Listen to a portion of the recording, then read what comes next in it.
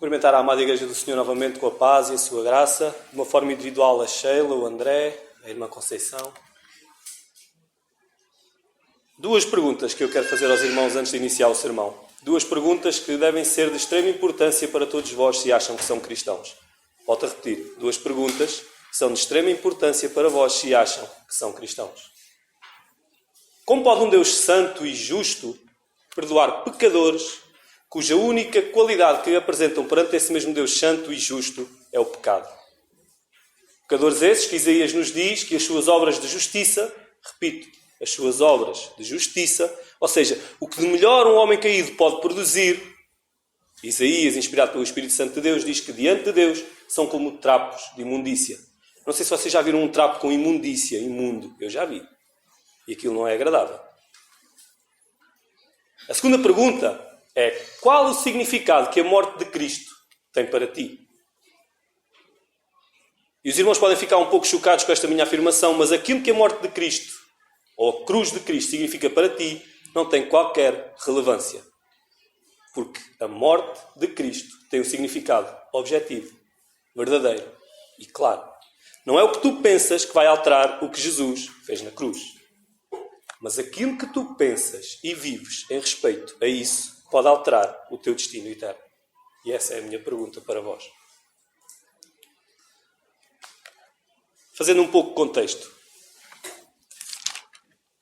Desde o capítulo 11, em que Jesus ressuscita Lázaro, vemos um aspecto que aqui em Lázaro Jesus o diz claramente e abertamente, que é a glória de Deus. E a glória de Deus vem a acompanhar todos estes capítulos até agora, ainda que talvez de uma forma não perceptível a um olhar menos treinado. Mas ela está lá, presente.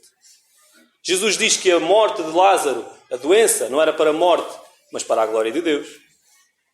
No capítulo 12 nós vemos Maria ungindo os pés de Jesus para a glória de Deus.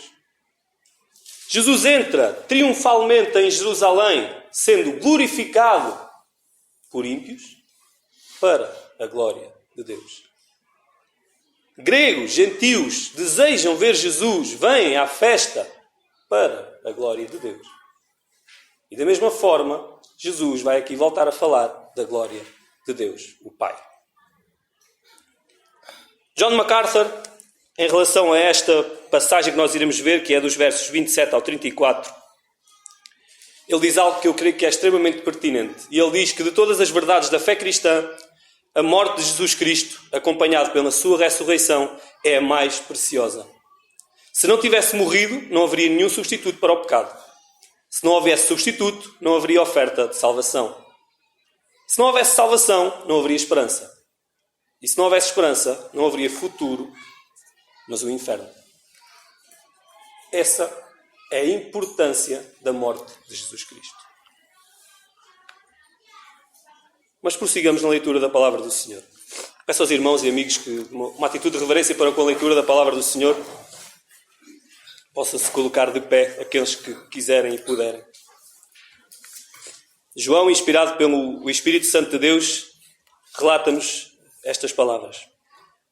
Agora a minha alma está angustiada. E que direi? Pai, salva-me desta hora?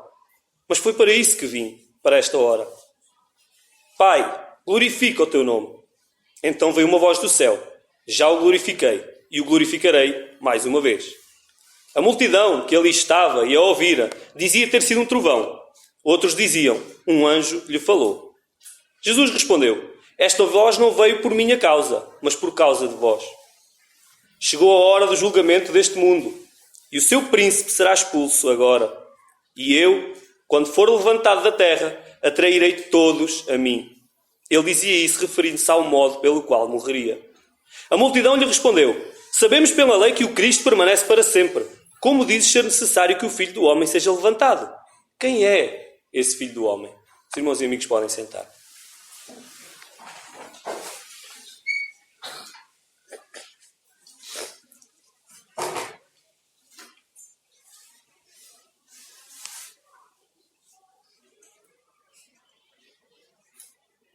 A sua morte, o sepultamento e a ressurreição do Senhor Jesus são os assuntos pelos quais a fé cristã é sustentada. Sem esses assuntos, sem essas verdades, a nossa fé era vã e a nossa esperança era nula. E é algo que está escarrapachado em todas as Escrituras. Apocalipse 13:8 é-nos dito que o Cordeiro foi morto antes da fundação do mundo. Então ele não foi apanhado de surpresa. Ele tinha isso preparado. A sua morte foi conhecida antes da fundação do mundo. 1 Pedro 1:20.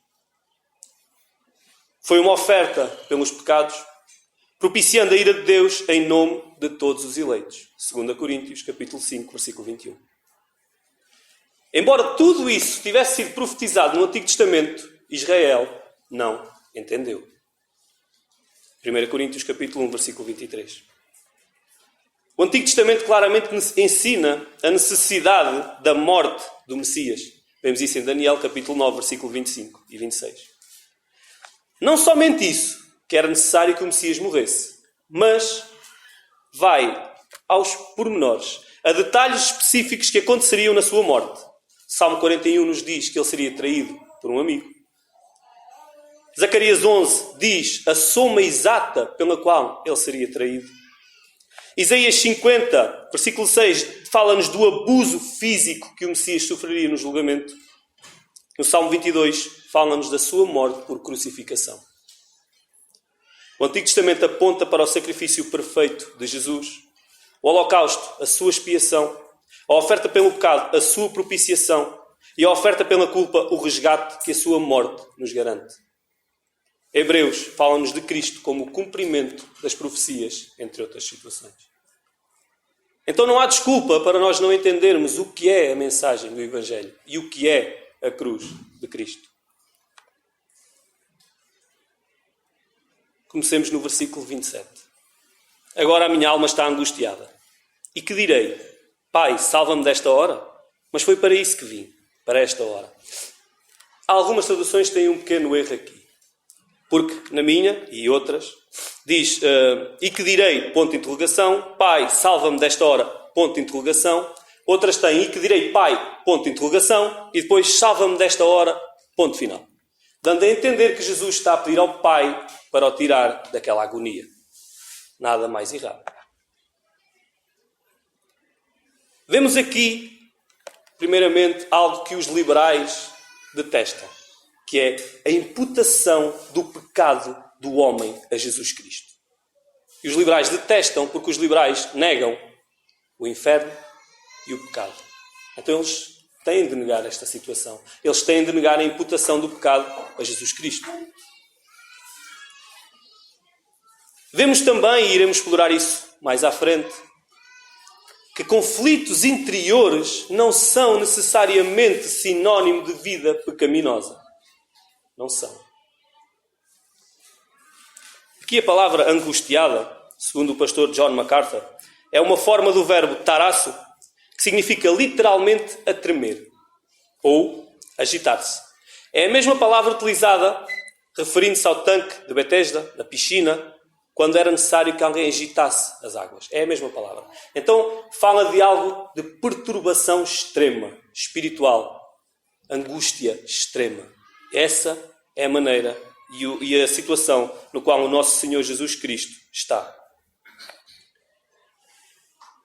F.F. Bruce diz que o Jesus joanino não é um ator num drama que desempenha um papel de forma desapaixonada por não ter qualquer envolvimento nessa mesma trama. Não. Jesus tem todos os seus sentimentos ativos e o seu amor direcionado para o Pai e por aqueles por quem ele vai morrer. E ele está angustiado. Ele está a tremer, literalmente. Lembremos-nos que estamos uma quarta ou uma quinta-feira. A sua crucificação está próxima. Lembremos-nos de algo que nenhum ser humano suportaria.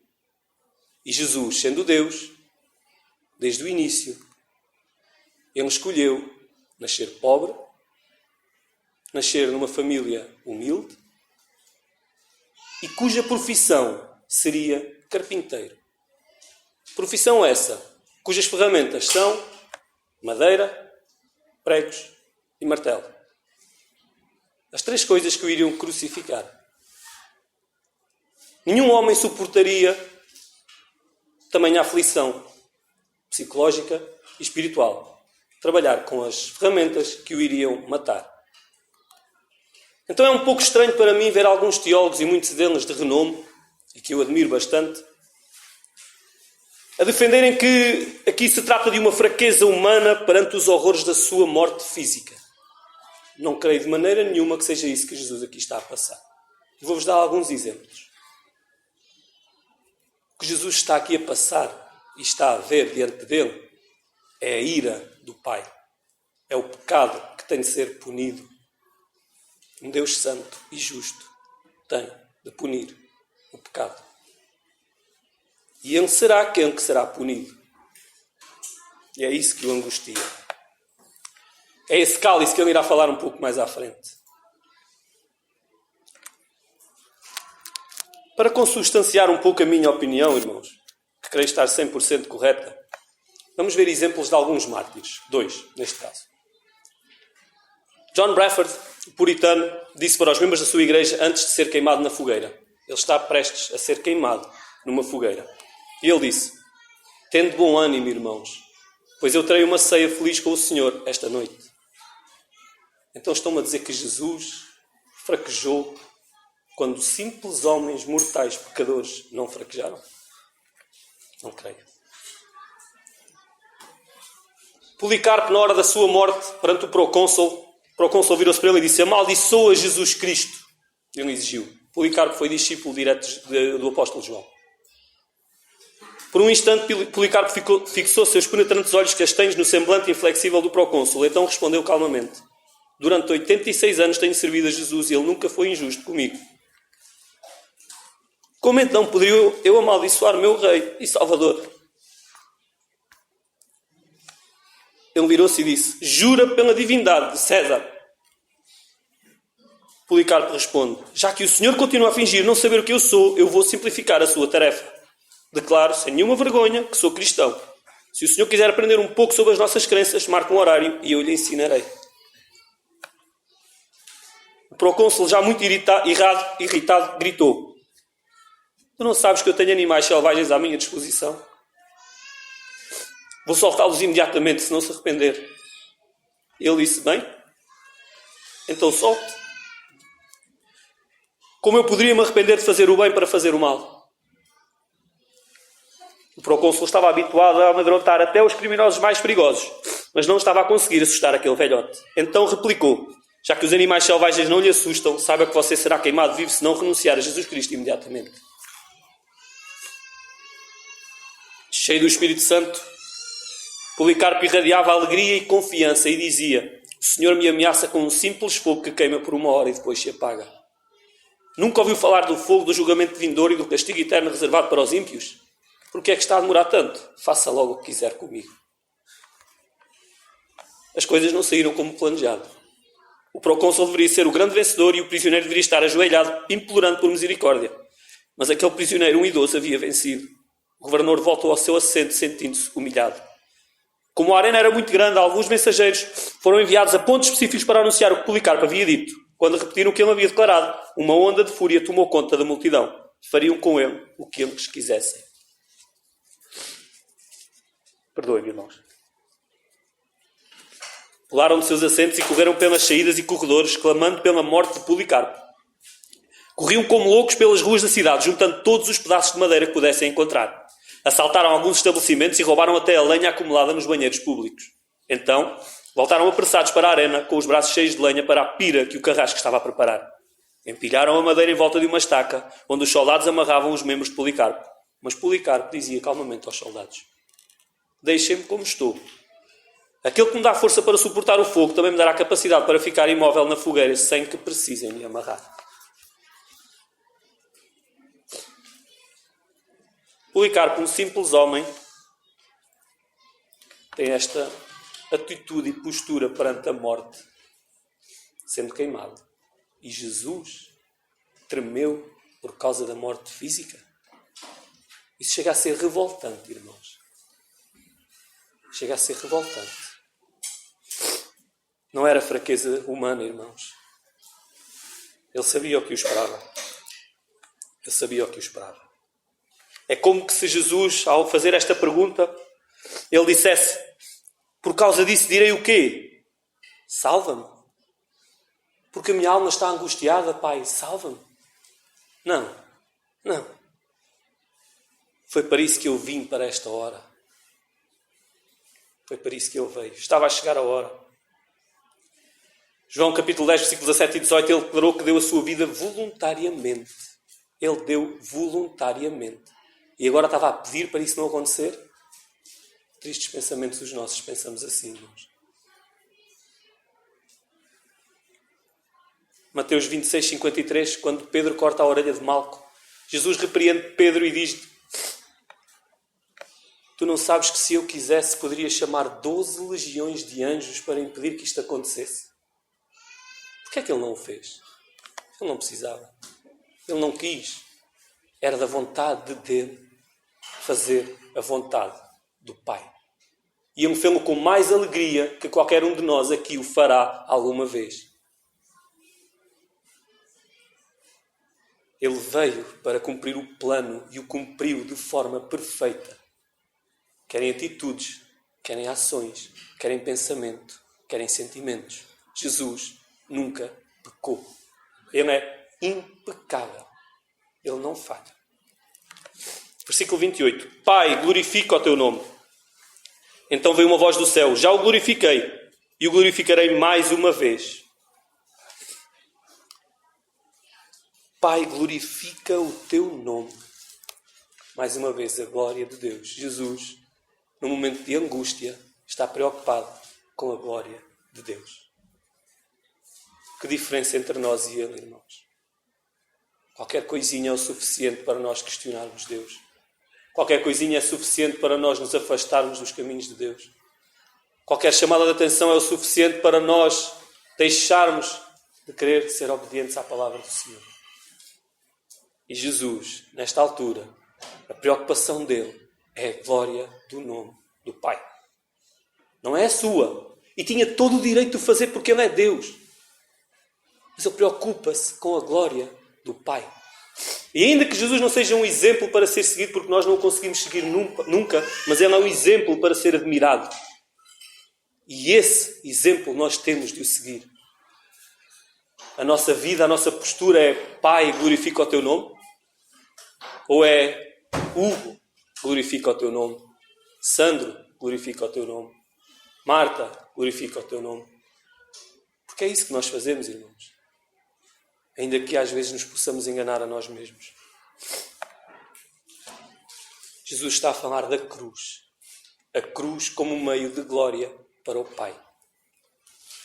Na cruz, vemos os atributos de Deus de forma clara. O seu amor para com pecadores indignos. O seu perdão para pecadores que não mereciam ser reconciliados. A sua graça para pecadores que não mereciam ser salvos. A sua misericórdia para pecadores que não mereciam qualquer tipo de clemência. A sua ira santa contra o pecado. A sua perfeita justiça e a sua infinita sabedoria. Então não, a cruz não é um sinal do quão maravilhoso e quão valioso tu és para Deus. A cruz é um sinal de todos os atributos de Deus. É a terceira vez que nós ouvimos a voz do Pai dirigido ao Filho. A primeira vez foi no seu batismo, a segunda vez no Monte da Transfiguração, em que Jesus vai acompanhado de Pedro, Tiago e João, aparece Moisés e Elias. E em todas essas situações, Deus, o Pai, manifesta a sua satisfação total em Jesus Cristo. No Filho. É como que se o Pai estivesse a dar crédito à missão de Jesus. Como que se o Pai estivesse a dizer: ouçam, sigam. Este é o meu Filho amado em quem eu me comprazo. Eu não tenho prazer em vós, mas em Jesus eu tenho. E nele vocês podem ser salvos. Pai, glorifica o teu nome.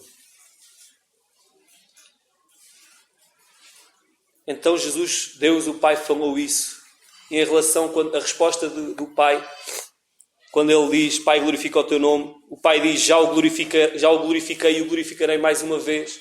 Ele está a dizer, eu glorifiquei-te durante todo o teu ministério. Com sinais, com maravilhas, tu foste glorificado. Não somente na tua vida, mas também na morte eu te glorificarei. É o que o Pai está a dizer a Jesus. O nome do Pai será glorificado na vida e na morte do nosso Salvador.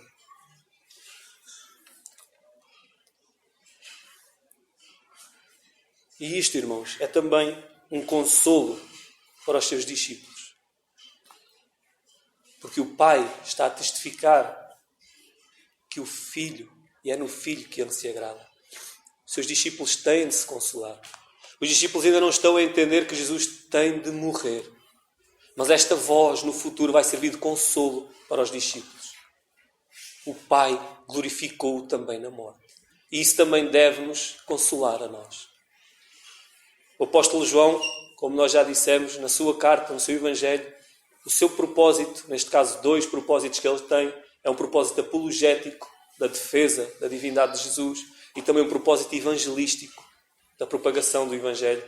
E ele continua sistematicamente, passagem a passagem, a mostrar esses 2 pontos. Ele aqui está a mostrar a divindade de Jesus Cristo. Um marco, uma prova que vem do alto.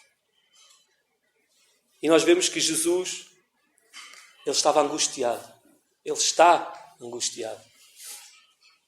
E como eu há pouco falei dos conflitos interiores, irmãos, se vocês estão a lutar contra o pecado, se isso atribula à vossa alma, não se sintam desanimados, irmãos. Isso não é sinal de não aprovação da parte do Pai. Pelo contrário, é sinal que o Espírito Santo trabalha em vós. É consolo do Senhor quando nós somos atribulados pelo nosso pecado. É assim que o nosso Senhor trabalha. Lembrando-nos que Deus já não falava. Lembram-se? Os israelitas tiveram o privilégio de ter homens que ouviam a voz do Senhor. Samuel, muitos outros ouviam diretamente a voz do Senhor. Mas Deus havia cessado de falar. E agora, por causa da importância, quer do momento, quer do evento e quer da pessoa que está ali, que é a segunda pessoa da Trindade, Jesus Cristo, o Filho de Deus, o Pai volta a falar. Ele volta a falar. Versículo 29. A multidão que ali estava e a ouvira dizia ter sido um trovão. Outros diziam, um anjo lhe falou. Então nós vemos que estava uma multidão ali presente. Vemos também que estavam gregos. Vemos que estavam ali pessoas de várias nações. E vemos que a voz não foi somente a voz ouvida por Jesus Cristo, pois diz que a multidão a ouviu. O Pai falou de maneira audível para todos. Mas só Jesus Cristo entendeu. Ninguém percebeu o que o Pai falou. Uns diziam ter-se tratado de um fenómeno natural, um trovão.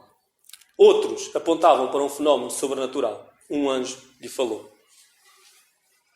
Os dois errados. O trovão, nós vemos que ele é muitas vezes associado à voz de Deus. No Antigo Testamento isso acontece muitas vezes. Deus falou como voz de trovão. Então vemos o trovão. Mas não é esse sentido que as pessoas que presenciaram aquilo estão a ter. Eles não fizeram qualquer associação com o Pai. Os outros, ao menos, reconheceram uma voz. Mas continuam errados. Porque não foi um anjo que lhe falou. Foi o Pai. Curiosamente, aconteceu o mesmo a Paulo na sua estrada para Damasco, quando se dá a sua conversão. Jesus fala, há uma voz estridente, todos ouvem, ninguém percebe sem ser Paulo. Porquê? Porquê, irmãos? Isto, irmãos, é o reflexo da dureza de um coração sem Deus. Um coração que não seja regenerado, um corpo que não seja templo do Espírito Santo de Deus, não ouve a voz de Deus, não entende a voz de Deus. Eles não ouvem o Pai, não ouvem a Palavra, não ouvem o Filho. eles não ouvem nada que esteja relacionado com a divindade. Como naquele tempo, também hoje, Deus não está em silêncio. É os nossos corações obstinados e a nossa dura cerviz que se recusa a obedecer e a ouvir e entender a palavra do Senhor. Ele não está em silêncio. Ele deu-nos a sua palavra. Hebreus 1 fala disso claramente. Havendo Deus outrora falado pelos profetas, agora, nos últimos dias, falou-nos pelo Filho. E nós temos as suas palavras registadas para o nosso consolo, para a nossa edificação, para a nossa exortação, para a glória de Deus Pai. Curiosamente, irmãos, Jesus, no seu momento de angústia, está preocupado com a glória do Pai. E eu vi ontem um vídeo que o Dr. James White postou. Sei que o pastor Tito tem bastante apreço por ele. Ele é ancião na Igreja Apologia. Ele está no Ministério Alfa e Ômega, penso eu. Ele é apologeta, ele tem vários livros impressos. Ele debate muito com ateus, com muçulmanos, com católicos, até mesmo com próprios cristãos em pontos de vista divergentes. E ele, nesse aspecto, ele é uma máquina, citando também o pastor Tito. E ele deu um relato, um vídeo, uma coisa impressionante, irmãos. E ele diz que isto é o cumprimento de Romanos 1 a acontecer. E eu já vos vou explicar o que é que se passa no vídeo. Romanos 1 basicamente nos diz que dos céus se manifesta a ira de Deus. Dos céus, a criação, manifestam que há um Deus Criador, que há um Deus que irá julgar todas as coisas e nós somos indesculpáveis perante Deus. Nos diz que esses homens que habitam a terra, todos eles, sem exceção, trocaram a glória do Deus incorruptível pela glória do homem corruptível. Trocaram a imagem do Deus Santo pela imagem de aves, animais e de homens. E que por esse motivo Deus os entregou às suas paixões mais ínfames. Irmãos, o que se passa é um vídeo de 5 minutos na Califórnia. E o título do vídeo é Como o Liberalismo Destruiu a Califórnia. E eu punha como as políticas de esquerda destruíram a Califórnia. Ou, para ser mais claro para os irmãos, como o socialismo e o comunismo destruiu a Califórnia. E não é só na Califórnia, porque quando quer que o socialismo e o comunismo entrem, eles destroem tudo. Porquê? Porque o socialismo e o comunismo e as políticas de esquerda estão assentes numa lei onde Deus é banido. É uma política onde os direitos dos homossexuais são exaltados. É uma política onde o aborto é permitido e louvado para o bem da mulher e da sua carreira. Aborto esse que, não contentes em matarem a criança dentro do útero da sua mãe, já há sítios onde matam depois da criança nascer. É uma política de roubo ostensivo. É uma política onde Deus é banido, mas os governantes são Deus. É uma política, citando Nietzsche. Nietzsche dizia: se existe Deus, por que é que eu não sou Deus? E essa política satisfaz esse desejo abominável no homem natural. O desejo de querer ser Deus. Então a mim faz muita confusão, irmãos, um cristão, ou um pseudo-cristão, votar em partidos que defendam atrocidades destas. Eu acho uma abominação completa. Então, irmãos, o que está a passar na Califórnia é o seguinte. Nos últimos anos tem havido um aumento exponencial de sem-abrigos. E nós podemos pensar, coitados dos sem-abrigos. E temos aquela imagem daquele senhor idoso, sem possibilidades de fazer nada, com uns trapos a tapar o seu corpo, a viver no meio da rua. Não é o que se passa ali, irmãos. São pessoas jovens, na maior parte dos casos, viciadas em crack, metanfetaminas e heroína. Devido ao boom também e aos preços das casas terem crescido demasiado, eles perderam as suas casas, não por causa disso, mas por causa do seu vício nas drogas. Então, eles arranjam uma tenda e vivem na tenda. Aqui é um cenário catastrófico e desolador. Os irmãos têm de ver. Los Angeles, uma cidade muito bonita, com os seus arranha-céus, e uma zona ali totalmente podre. São 60 mil. Qual foi a resposta do Mayor, neste caso o Presidente da Câmara de Los Angeles, como um bom socialista?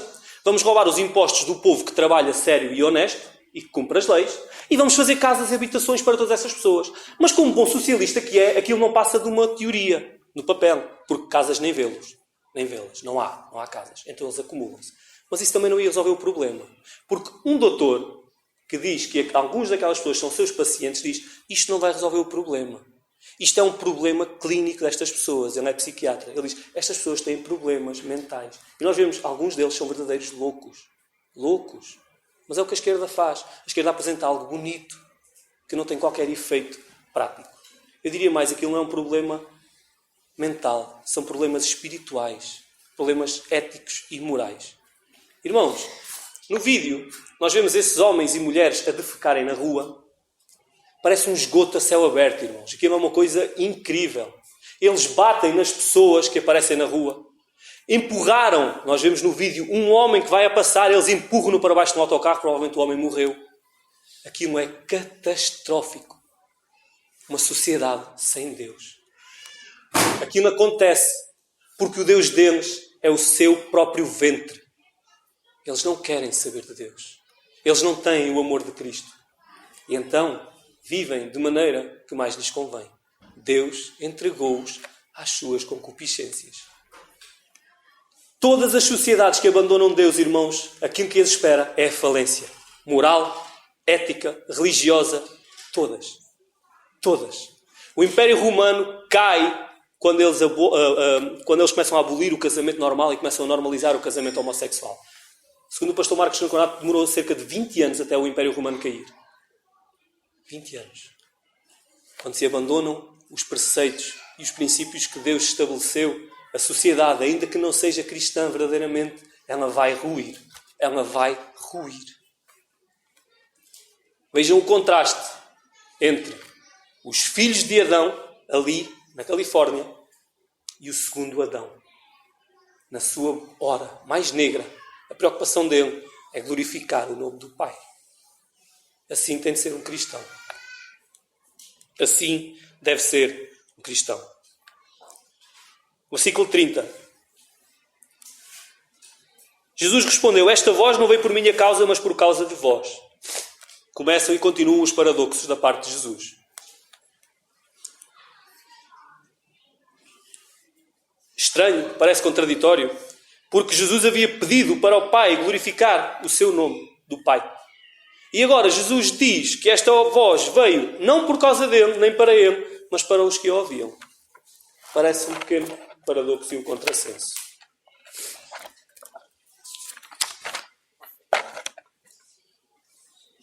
Jesus não precisava da aprovação do Pai. Ele e o Pai são um. Ele tinha a aprovação do Pai. Ele não precisava que o Pai lhe dissesse, eu glorificarei o meu nome. Ele sabia que o Pai ia glorificar o seu nome. Sabem quem é que não precisava? Sabem quem é que precisava e quem é que não sabia? Nós, os seus filhos. Até mesmo aquela multidão ali à volta precisava de ver mais um sinal da parte de Deus que ele era com o seu filho. E mais uma vez é uma prova da sua divindade. Em João 11, versículo 42, Jesus já falou algo semelhante. Jesus disse ao Pai, eu sei que sempre me ouves, mas por causa da multidão que está aqui é que assim falei, para que creiam que me enviaste. O Pai falou por causa de ti e de mim, que somos seus filhos, para nos dar esperança e alegria no Filho, que ele glorificará o Pai. Versículo 31. Chegou a hora do julgamento deste mundo, e o seu príncipe será expulso agora. O mundo, novamente, aqui, cosmos. E como nós vimos já várias vezes, o apóstolo João usa 10 significados diferentes para esta mesma palavra. E aqui não está a referir a todas as pessoas, sem exceção. Aqui o mundo, cosmos, João está a dizer, e está a designá-lo como o mal, o sistema satânico e todos aqueles que estão em rebelião contra Deus. Jesus está a dizer, chegou a hora do julgamento deste sistema perverso e abertamente contra o meu Pai. Chegou a hora do julgamento. Está a chegar. Curiosamente, mais um paradoxo e mais uma aparente contradição. É uma aparente vitória do mundo sobre Jesus. O mundo queria calar Jesus. E o mundo vai calar Jesus. O mundo queria que ele não continuasse na sua senda. E o mundo vai parar e vai conseguir fazer isso. Mas na realidade, foi a sua própria sentença de morte. Aquilo que parecia um brado de vitória do mundo foi o seu brado de derrota. chegou a hora do julgamento deste mundo. Embora ele viesse para julgar, para salvar e não para julgar. Mas Jesus irá julgar todos aqueles que não creem no seu nome. E ele irá condená-los quando vier a segunda vez. Chegou a hora do julgamento. É o que Jesus diz. Mas não somente do mundo. Ele também diz que o seu príncipe será expulso agora. O seu príncipe. Uma referência direta a Satanás. Então nós vemos que Satanás também ele é derrotado com esta morte de Jesus Cristo. Ele é expulso. Expulso no sentido de perder a sua autoridade e influência. Pois, raciocinem comigo. Se o mundo perdeu a sua autoridade, se o mundo já está julgado, se o mundo foi derrotado, e se Satanás opera no mundo, então o que é que ele tem mais para operar? Ele está derrotado, ele está expulso, já não tem mais nada. Ele está condenado. Durante a tribulação, nós vemos que Satanás será lançado permanentemente fora do céu. Apocalipse 12:10. Nós vemos em Jó, ele faz isso. Ele continua a fazer isso. Ele vai diante dos anjos de Deus e diante de Deus e diz, olha, aquele ali a fazer isto, olha, aquele a fazer aquilo. Em Apocalipse 12:10 isso deixará de acontecer. Satanás deixará de ter acesso ao céu. Durante a tribulação, e no final da tribulação, ele será lançado no abismo para o reino milenar. Apocalipse 20, capítulo 20, versículo 1 a 3. No final do milénio, ele será lançado no lago de fogo, onde será punido por toda a eternidade. Apocalipse 20, versículo 10. Assim como no mundo, a aparente vitória de Satanás sobre Jesus trouxe a sua derrota. É isso que Hebreus 2,14 nos diz. Para que pela morte destruísse aquele que tem o poder da morte, isto é, o diabo. No momento, humanamente, onde nós vemos Jesus mais enfraquecido, é o momento onde Jesus reivindica a sua vitória total sobre o mundo e sobre Satanás. Ele é vitorioso. O Pai é glorificado. E o Pai é glorificado no julgamento daqueles que serão condenados para toda a eternidade e também será glorificado no julgamento de Satanás. A glória de Deus está presente em tudo o que Jesus está a falar. Ele preocupa-se com a glória do Pai. Versículo 32. E eu, quando for levantado da terra, trairei todos a mim. E versículo 33. Ele dizia isso referindo-se ao modo pelo qual morreria. Aqui, quando Jesus diz, atrairei todos a mim, nós não devemos entender isso como todos os seres humanos sem exceção, mas sem distinção. Porque se todos são atraídos a Jesus, então todos são salvos. Porque sabemos que aquele que vai a Jesus, de maneira nenhuma Jesus o lança fora, Jesus o salva e o Pai o ressuscitará no último dia.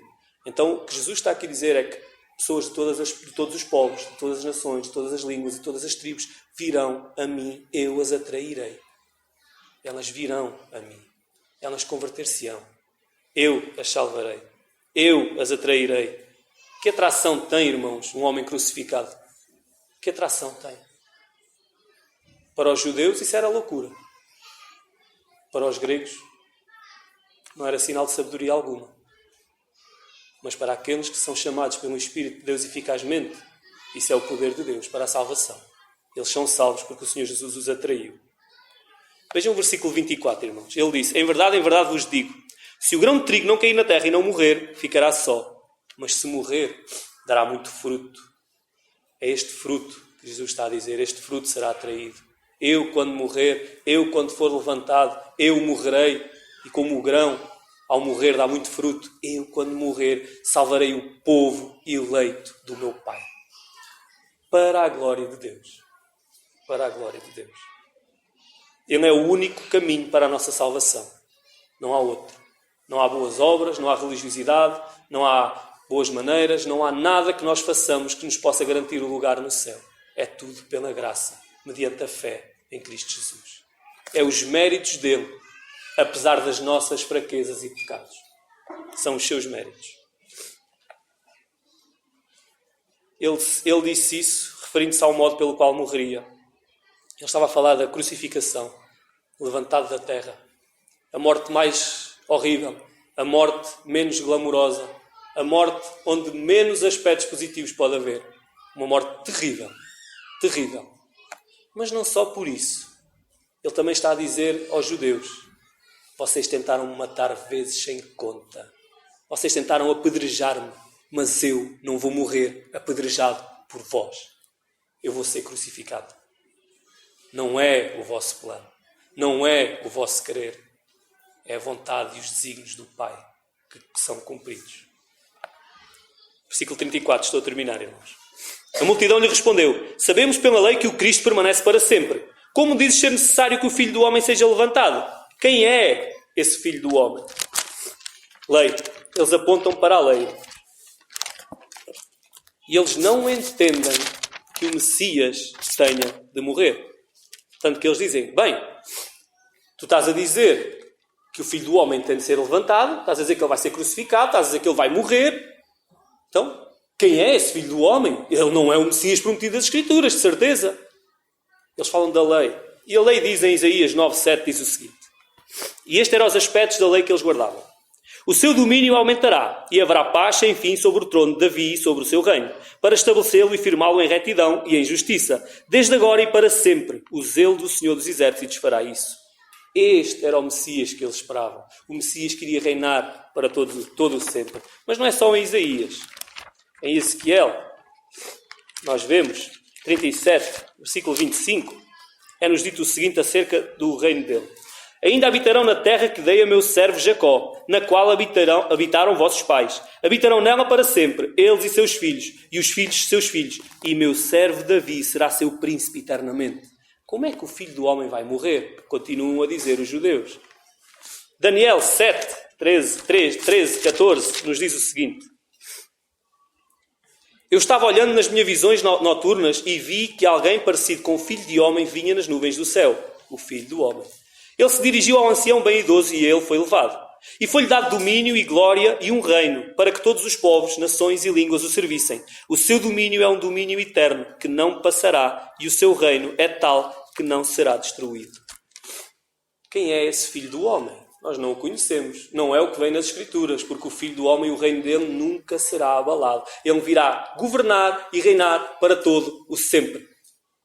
Os israelitas esqueceram-se das inúmeras referências ao servo sofredor, ao Messias que iria morrer. Foi o que o irmão Rafael leu, o capítulo 53 de Isaías. Ele é claro. Não é só esse, irmãos. Há dezenas de profecias sobre o Messias que iria sofrer. Os israelitas, eles não conseguiram conciliar o Filho do Homem que morria com as profecias. Eles tinham os seus olhos cegos. O seu coração era duro. Eles não entendiam nada do que o Pai e do que o Filho falavam. Eles estavam completamente a leste. Então, irmãos, a cruz do Senhor Jesus, primeiramente, ela foi um sacrifício a Deus, pagando o preço pela violação da sua santa lei. Em segundo lugar, é um ato de submissão a Deus, o Pai. Em terceiro, é a substituição oferecida a Deus em favor dos pecadores. Ela é a satisfação da ira de Deus contra o pecado em favor dos eleitos. Como resultado, não há mais condenação para os crentes. E por fim, os crentes são redimidos, reconciliados e adotados como seus filhos. Esta é a glória do Pai. Cabe-nos a nós viver para essa glória. Viver para a honra de Deus. Henry Thyssen, vou terminar com uma citação dele. Ele escreveu o seguinte: Cristo não veio principalmente para definir-nos um exemplo ou para nos ensinar a doutrina, mas para morrer por nós. A sua morte não foi uma reflexão tardia ou um acidente, mas a realização de um propósito definido em conexão com a encarnação. A encarnação não é um fim em si mesmo, mas sim um meio para um fim. E esse fim é a redenção dos perdidos através da morte do Senhor na cruz. Amém, irmãos? Amém.